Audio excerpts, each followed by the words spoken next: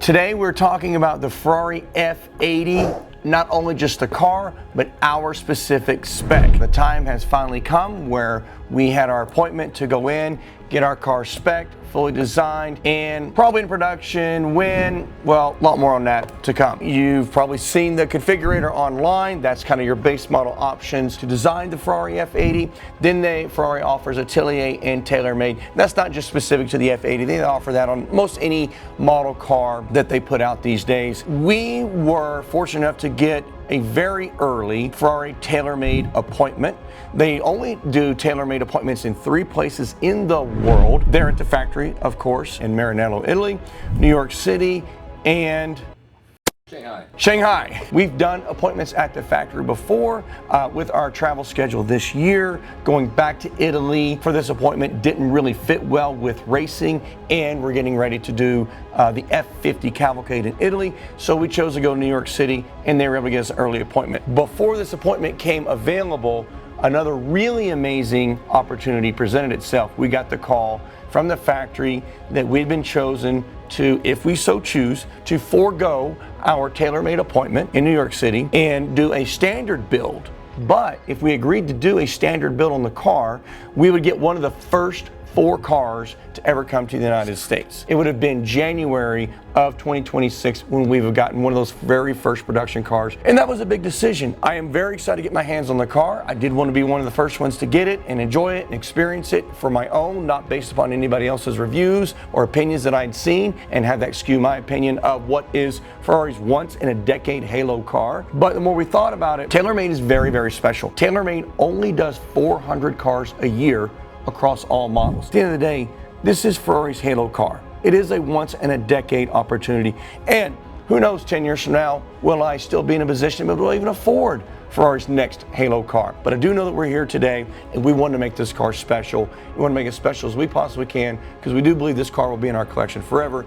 With that being said, we turned down that early opportunity option. We stuck with our tailor-made appointment, and I'm really glad we did. A massive turning point in the direction that Ferrari is going from its heritage, and that never became more apparent to us than when we got to our tailor-made appointment. We had a few ideas going in. One was a guaranteed, we're absolutely not doing Ferrari red Rosso Corso, as you know. There was no way we were going to do Rosso Corso. That was completely off the table. I've really been falling in love with the triple layer yellow color that Ferrari's offered that color for quite some time. We've done it on a couple of cars that we have coming in, and I really thought about using that as a base color for the car. Another great option that Ferrari's offering on this car, full carbon body car, and with that option you could do colored carbon fiber. Listen, this is a very futuristic car. Sound like a pretty good option potentially for this car. I can only imagine what that would cost. And then the greatest car in our collection, our beloved blue F40. That was a strong consideration for us to do a blue F80. Another really cool option that we were considering was doing some version of a silver metallic on this car with the French tricolore and blue carbon fiber. We actually saw that online. I thought that was absolutely beautiful spec, really cool colors, and obviously plays very well to Ferrari's heritage. So those are some of our options going into our tailor-made appointment. Where we were going to end up, we really weren't sure. We didn't feel like going in that any one of those options were we really in love with, were we really committed to. None of them really felt like we nailed it. This is what we want to do with the car. So we really went into this appointment really uncertain about where it was going to end up, because let's face it, at the end of the day, this car is very different than anything we've ever seen from Ferrari. Our appointment ended up lasting 3 hours. And I got to be brutally honest with you guys, nothing was working. We tried endless types of livery options. When I say livery, you know, it's not just a stripe going across the car. You could break that up into a triple stripe, a double stripe, a broad stripe with borders on the side. It could be 2 stripes against one another, but they're asymmetrical stripe where at one side of it's much wider than the other. You could flip it around. You could have a stripe that goes up and then just kind of ends. You could have liveries coming up the side, along the sides and up the front of the car. You could do that in reverse on the back. We could put number cards on the car to play to Ferrari's racing history. We're trying all these different options in all these different colors. Not only do they have hundreds of different colors in all these different livery options in the TailorMade studio, you're in a room surrounded by Ferrari's heritage. They do that intentionally to help provide inspiration to things that they've done in the past, to Ferrari's racing history, to their road car history, and their overall heritage. Absolutely nothing in that room played well on this car. And oh, by the way, if out of the hundreds of colors in that room, you can't seem to find the one you really like, because you're there with TailorMade, they will let you sit down and create your own color to whatever you can come up with your imagination. And then once you create that color, you can name it whatever you want. So the options not only were limitless, which you would think is great, it actually became overwhelming. To be brutally honest, I got really frustrated. I really thought we're getting nowhere. Absolutely nothing looks good on this car. Everything just really seems to clash, and that's when it hit me. The reason why nothing in that room worked with this car, because this car is something that Ferrari's never done before. This is a completely different direction in their design language. It's not only got to set the gold standard for the greatest supercar in the world today, it's got to hold that moniker for at least the next decade before Ferrari puts out its next supercar. So this car has to be ahead of its time, and it's got to be a complete departure from everything that Ferrari's done.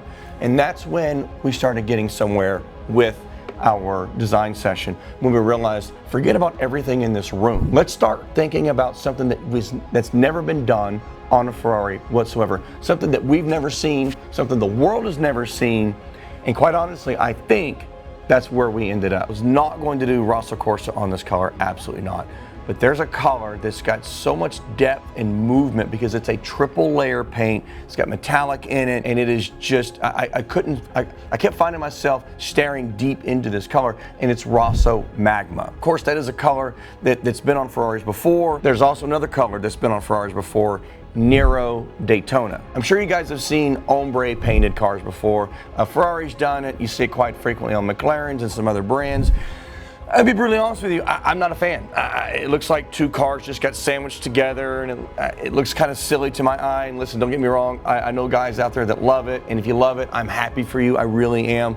It just doesn't fit my eye. It's not something that I really like, but something we've never seen before, I've never seen before, the world's never seen before, is a car that starts at one color and ends up at another. And that's what we did. So, I give you what we did. Here's our spec, Rosso Magma, fading down to Nero Daytona. Now, a lot of options for their different Ferrari blacks. Why do we end up with Nero Daytona? Well, when you look at that color, the Rosso Magma, first of all, it's a triple layer paint. It has metallic in it. When you look at the Nero Daytona, that paint, I believe it's a 2-layer paint, but it's got metallic in it, not just any metallic, but it's got metallic in it that kind of has a slight reddish or brownish hue depending on what color it's playing off of. So when you lay these two colors together, they would blend beautifully from that gorgeous deep Rosso Magma metallic color down to that Nero metallic color, and when they're next to one another, the metallic plays off the red in the Rosso Magma. Had we done just a regular black or any other different shade of black, it just would have been too stark and it looked like two colors just put together, versus being able to do a nice, beautiful and gradual fade all the way down the side of the car. This is a paint design I never dreamt of going into this design studio. It's something that I would have never thought of doing on any car, but at the end of the day, our goal was this.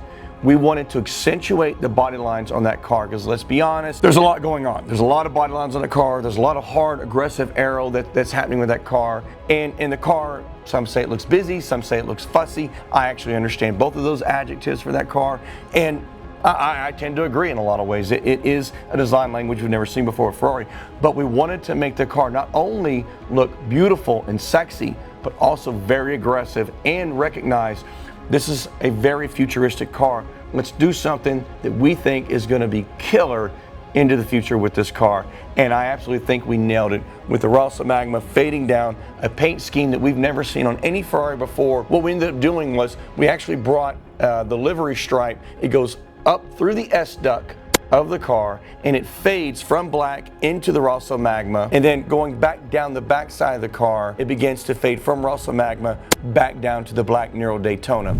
The roof of the car, we could have done an exposed carbon fiber roof. I'm a huge fan of that.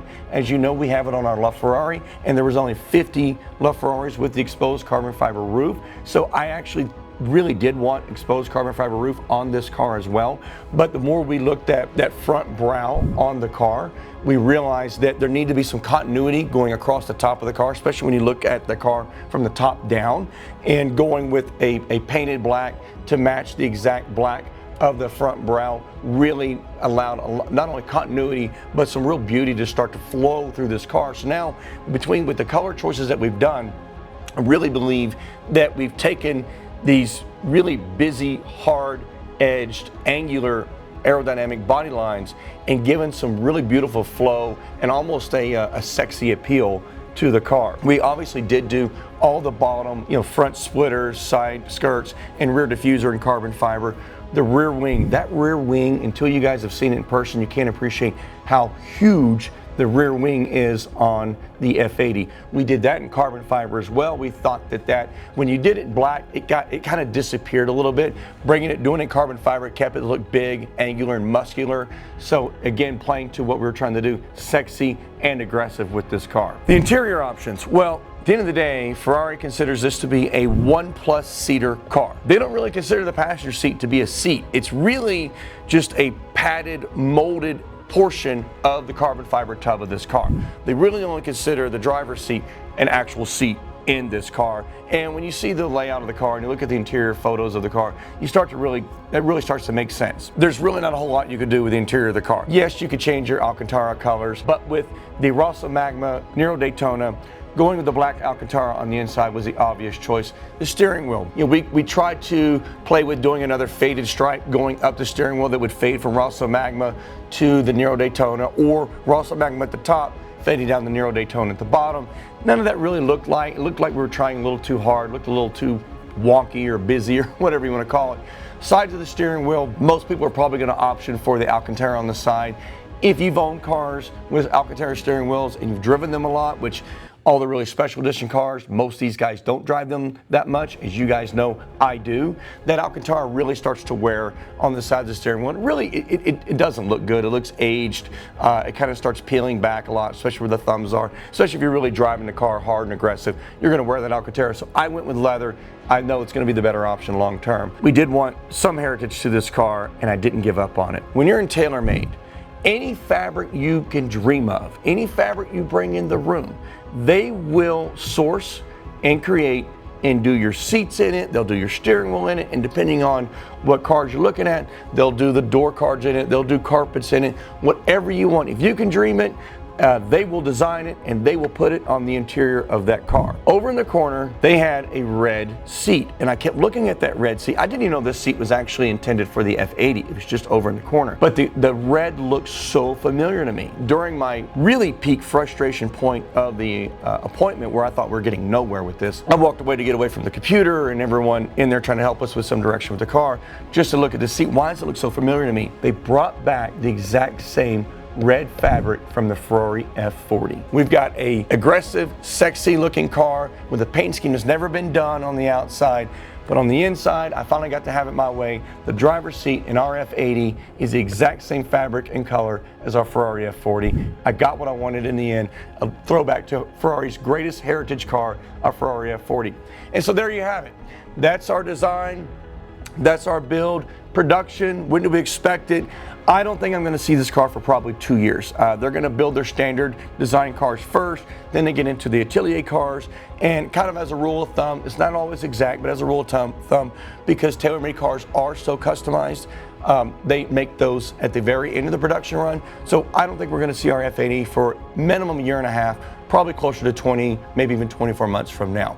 So there we have it. But I'd love to know what you guys think. Did we get it right? What would you have done? Comment below. And until then, we'll see you next time.